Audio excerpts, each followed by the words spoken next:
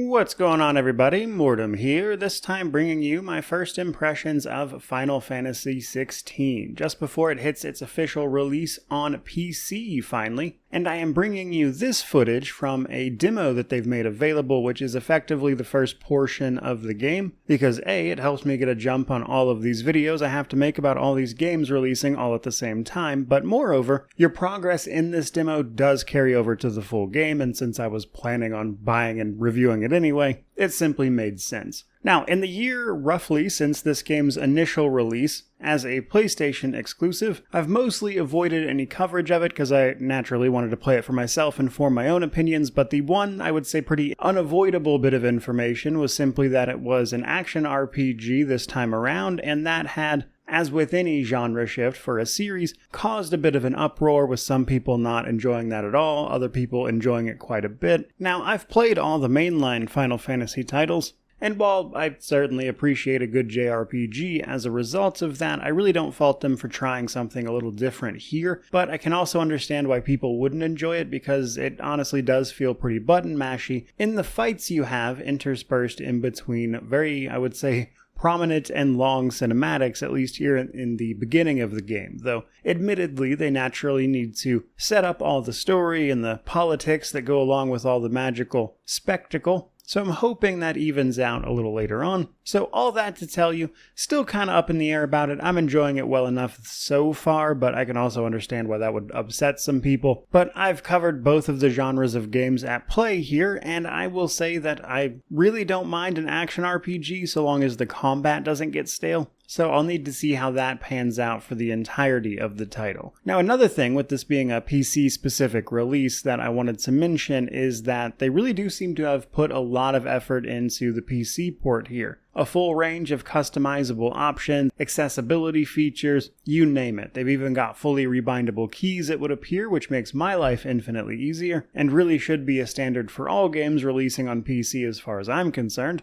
But essentially, this does not seem like a cheap cash grab port. It does look like they put some effort into this, which might explain why it took so long to happen. When I had initially heard about Final Fantasy XVI, they had said something about managing to get the PC port out relatively quickly, which obviously didn't happen. Now, that said, there does still seem to be some issues with a little bit of stuttering from the Unreal Engine, though it did clear up after a short bit, as it tends to do. Though they do compile shaders right at the beginning, there tends to be a little lingering problems until you've been running the game for a good bit and everything gets loaded. But with that, on to the game itself. So, the fun thing about Final Fantasy titles is always the slightly different tweaks on all of the same story elements that they use pretty much every time. So we get icons here in place of summons this time around, and it looks like people turn into those summons, and those people that can do that are naturally instrumental to the art of war, which is especially prevalent in the world right now, as people are vying for control of the crystals and their life-giving powers to fight off an incoming blight of some sort, pouring forth from the north. Now, they call the people that can control these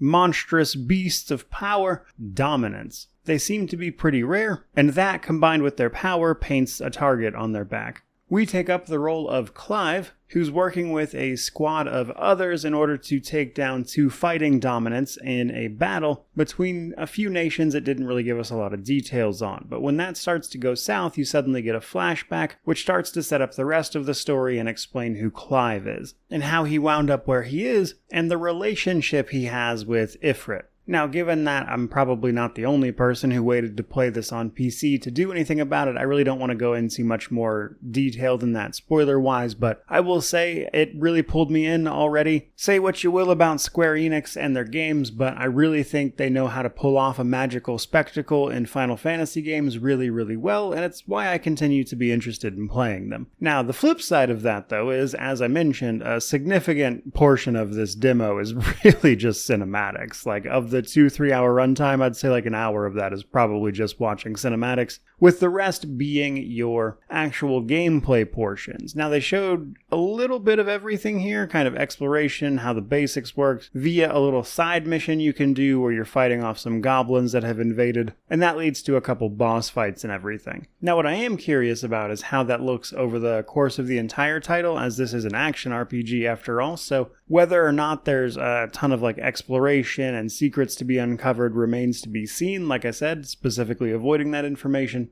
and I'll learn it all in good time, though along the way you'll still be leveling up, earning abilities, etc., which enhances your combat capabilities. But as Clive, we have access to fire powers here at the beginning of the game, though it's my understanding you get more later. So in addition to just comboing your sword, you can also shoot magic, and even do a big heavy wind-up fire attack when it's off of cooldown. Enemies, at least bigger ones, can be staggered as they take damage, which opens them up to a period of increased damage where you can really burn through some health, which is important because of the sort of damage spongy approach they seem to be going with bosses here at the beginning. I'm curious if that will become more complicated mechanical wise later on. I would assume it would have to in order to be interesting. Now, in order to help out with the people who are not particularly fond of action RPGs, they have implemented a few things to help you out, some difficulty modifiers that you can activate in-game that reduce the difficulty of certain aspects of it, like for instance making combos much easier to pull off, or other little things like that aimed at making the game simply easier for people who might have accessibility needs or weren't expecting Final Fantasy to be so fast-paced. Now, this is actually something you're seeing more and more of in JRPGs in particular, where they give you like a bunch of relics you can activate as a sort of modular difficulty outside of the notion of a menu, which I thought was interesting.